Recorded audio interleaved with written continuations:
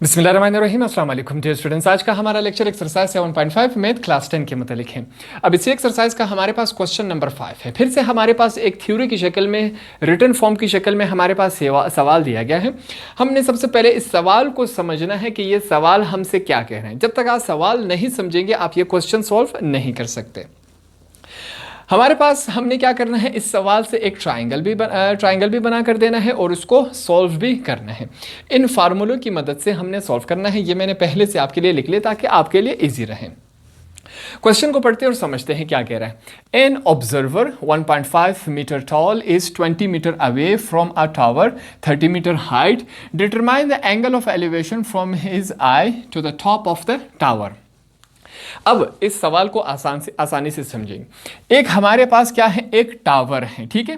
कहता है कि एक ऑब्जर्वर है। अब ऑब्जर्वर को समझे, एक आदमी है, वो इस टावर को देख रहा है, उसका मुशाहिदा कर रहा है, इसकी छानबीन कर रहा है। इसे हम इंग्लिश में क्या कहेंगे, ऑब्जर्वर कहेंगे, जो उसे देख रहा है, मुशाहिदा कर रहा है, ठीक है।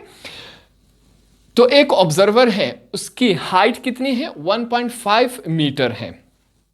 तो ये हमने ट्राइंगल बना दिया। ट्राइंगल को यहां पर हमने काट दिया, ये हिस्सा अलग कर दिया। ये क्यों अलग कर दिया, क्योंकि हम कहेंगे कि 1.5 मीटर ये एक आदमी है। उस आदमी की आइज कहां पर है, उस आदमी की आइज यहां पर है, ठीक है। यहां उसके पांव है, ये एक आदमी है। उस आदमी का हाइट कितना है, 1.5 मीटर। कहता है कि एक आदमी है, वो खड़ा है, टावर को देख रहा है, उसकी हाइट कितनी है, 1.5 मीटर है, यह हमने लिखा। और कहता है कि वो टावर से कितना दूर खड़ा है, 20 मीटर। टावर से इस तरफ कितना दूर खड़ा है, 20 मीटर, यह हमें बताया गया है। यहां पर हम लिखेंगे 20 मीटर। फिर से समझिए कि एक टावर है, उससे एक आदमी 20 मीटर यहां पर खड़ा है, उस आदमी की हाइट कितनी है, 1.5 मीटर। आगे हमें बताया गया है कि टावर की टोटल हाइट कितनी है, हमें यहां पर बताया गया है। टावर की टोटल हाइट कितनी है, हम लिखेंगे 30 मीटर्स, यह हमने लिख दिया। यहां पर हमें बताया गया था। तीन चीजें हमारे पास बताई गई है। अब हमसे पूछा गया है कि भाई जहां ये आदमी खड़ा है, यहां पर इसकी आंखें हैं, यहां से लेकर टावर के टॉप तक जब ये देख रहा है तो एंगल ऑफ एलिवेशन क्या बन रहा है।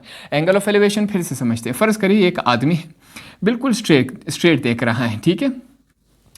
जैसे हम करेंगे बिल्कुल यहां पर आइस के बिल्कुल स्ट्रेट देखेंगे, यहां से ऊपर जितना हम देखेंगे उसे हम क्या कहते हैं, एंगल ऑफ एलिवेशन कहते हैं। क्या कहते हैं, एंगल ऑफ एलिवेशन। फिर से सीखा हमने, इससे पहले भी हम पढ़ चुके हैं। इस हाइट से नीचे अगर हम देखें उसे हम क्या कहते हैं, एंगल ऑफ डिप्रेशन कहते हैं। ये हमने लिखा, इसको लिख लें ताकि आपसे न भूल जाए। अब कहता है जहां पर ये आदमी खड़ा है, इसकी आंखों से जितना ऊपर देख रहा है टावर की हाइट तक, टॉप तक, तो ये जो एंगल है वो कितना एंगल बन रहा है, सिंपली हमने यही बताना है। एंगल यहां से लेकर यहां तक बनेगा। अगर हमें एंगल मालूम नहीं होता, उसकी जगह हम क्या लिखते हैं, थीटा लिखते हैं।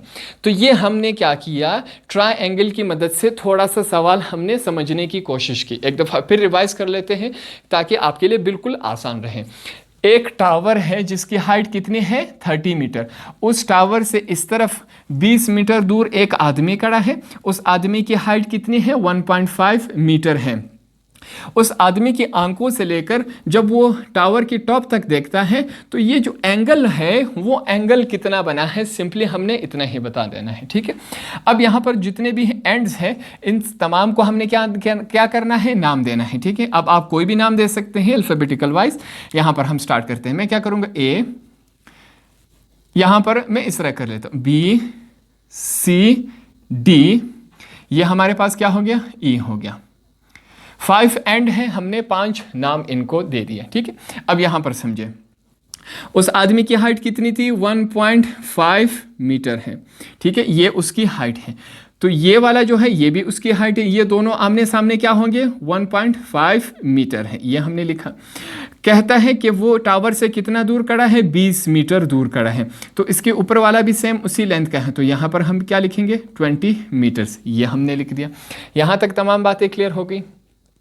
अब आगे चलते हैं। आगे हमारे पास क्या है, इस बात को हमने समझना है। देखें, उस आदमी की हाइट कितनी है 1.5, टावर की टोटल हाइट कितनी है 30 है। तो 30 से अगर हम 1.5 माइनस करें तो हमारे पास सी से लेकर ई तक एक और हाइट आ जाएगी। इस बात को फिर से समझे, टावर की टोटल हाइट कितनी है 30 मीटर है। अगर टोटल हाइट से हम इंसान की हाइट निकाल दें, इंसान का कद कितना था, ऑब्जर्वर का कद कितना था 1.5, 30 से 1.5 निकाल दे तो हमारे पास यहाँ ई से लेकर सी तक ये जो बन रहा है, कितना बन रहा है, क्या बन जाएगा 28.5 बनेगा। ठीक है, ये बात आपने समझी। यहां पर थोड़ा सा मैं क्लियर करके लिख लेता हूं, कितना बना हमारे पास 28.5 बना। 28.5 कहां से आया, फिर से समझ लेते हैं। टोटल हमारे पास हाइट कितनी थी 30 मीटर, इस 30 मीटर से हमने इंसान की हाइट निकाल दी, क्या बचा 28.5। 28.5 ई से लेकर सी तक है, तो ये हमारे पास एक नया लेंथ आ गया। यहां तक तमाम बातें क्लियर हो गई। अब यहां पर हम कुछ चीजें लिखेंगे। देखें, हमने पहले भी कहा था कि थीटा के बिल्कुल सामने वाले हिस्से को हम क्या कहते हैं, परपेंडिकुलर कहते हैं। 90 डिग्रीज वाले के सामने वाले को हम क्या कहते हैं, हाइपोटेनस कहते हैं। तो लास्ट में हमारे पास ये रह गया, इसे हम क्या कहेंगे, बेस कहेंगे। ये बातें आपको क्लियर हो गई।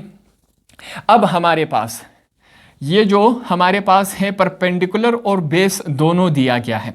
क्या है, परपेंडिकुलर और बेस है। हाइपोटेनस से हमारा काम नहीं है, तो हमारे पास परपेंडिकुलर की भी वैल्यू है, बेस की भी वैल्यू है। तो हमने परपेंडिकुलर अपॉन बेस देखना है, परपेंडिकुलर अपॉन बेस। अब आप कहेंगे कि पहले बेस लिखें या परपेंडिकुलर ऊपर, हम दोनों चेक करते हैं।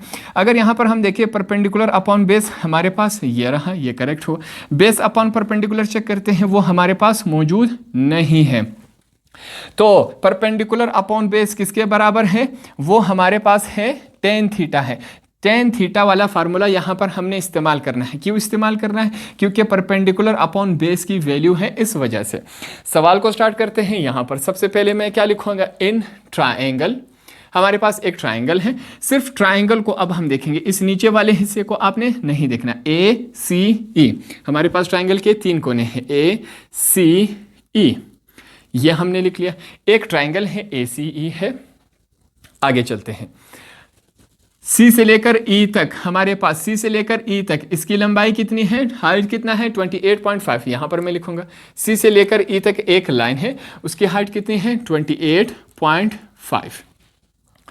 अब आगे चलते हैं, A से लेकर C तक, A से लेकर C तक एक लाइन है, उसकी लंबाई कितनी है 20 मीटर। A से लेकर C तक एक लाइन है, उसकी लंबाई कितनी है 20 मीटर्स। मीटर यहां पर नहीं लिखेंगे ताकि कोई कंफ्यूजन क्रिएट ना हो। हमने क्या फाइंड आउट करना है, थीटा फाइंड आउट करना है। क्या फाइंड आउट करना है कि ये एंगल कौन सा बन रहा है, इसे हमने फाइंड आउट। फार्मूला कौन सा इस्तेमाल होगा, tan थीटा का। यहां पर हम लिखेंगे as tan theta is equal to, अब हमारे पास क्या है, परपेंडिकुलर, परपेंडिकुलर अपॉन बेस, ये हमने लिख लिया। यहां तक तमाम बातें क्लियर हो गई। अब परपेंडिकुलर की भी हमारे पास वैल्यू मौजूद है CE, और बेस की भी AC, हर एक की जगह अपनी उसकी वैल्यू लिख लेते हैं। यहां पर स्टार्ट करते हैं। सबसे पहले मैं क्या लिखूंगा, tan थीटा, ये हमने लिखा इज इक्वल टू, परपेंडिकुलर क्या है, C से लेकर E तक है, क्या है CE, यहां पर हम लिखेंगे CE, ये हमने लिखा। बेस क्या है, A से लेकर C तक, ये क्या है, बेस है, तो यहां पर हम लिखेंगे A से लेकर C तक एक लाइन है। अब इनकी वैल्यूज हमारे पास मौजूद हैं, ये वाली वैल्यूज उठा के यहां पर पुट करते हैं। मैं लिखूंगा tan theta is equal to, CE की वैल्यू हमारे पास क्या है 28.5 अपॉन AC की वैल्यू हमारे पास क्या है 20 है। अब कैलकुलेटर से थोड़ा सा हेल्प लेंगे, यहां पर मैं लिख लेता हूं tan theta is equal to 28.5 को अगर हम 20 से डिवाइड करवाए तो हमारे पास क्या बनेगा, यहां पर मैं लिखूंगा 28.5 डिवाइडेड बाय 20। हमारे पास वैल्यू क्या बनी वो लिखेंगे,